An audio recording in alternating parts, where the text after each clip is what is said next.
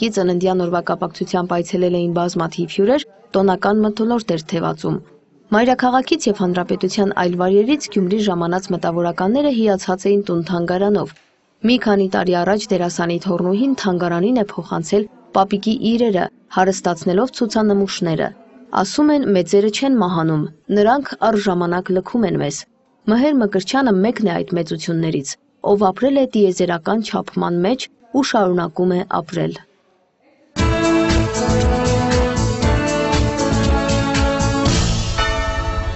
Եվ թողարկման վերջում մեկ մարզական տեղեկատվություն։ Հուլիսի 27-ին կմեկնարկեն օլիմպիական խաղերը։ Այդ խաղերը հոբելյանական են, քանի որ 30-րդն են։ Գյումրին որպես մարզական դարբնոց և գրեթե բոլոր մարզաձևերից առաջատար, մարզական գլխավոր ստուգատեսին ուղարկում է 8 մարզիկի։ Նրանց բոլորին ընդունեց քաղաքապետ Վարդան Ղուկասյանը։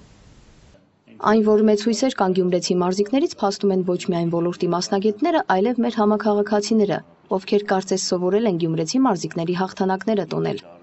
Գյումրու քաղաքապետը, ով մարզաշխարհին մոտ է կանգնած ոչ թե խոսքով, այլ գործով, ևս առանձնակի ուշադրությամբ և հուզմունքով է հետևում մերոնց մրցելույթներին։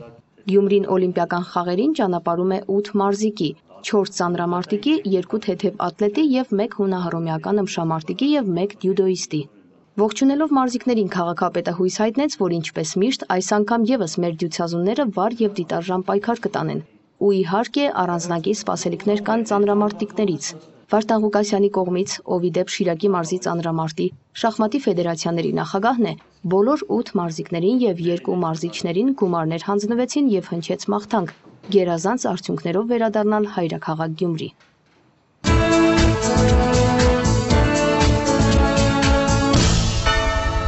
Սրանք էին մեր այս եթերաժամի հիմնական թեմաները։ Մեր հաջորդ հանդիպումը կիրակի ժամը 20-ին է Շիրակի հանրային հեռուստատեսության եթերում։ Ամենայն բարիք և խաղաղություն ձեզ։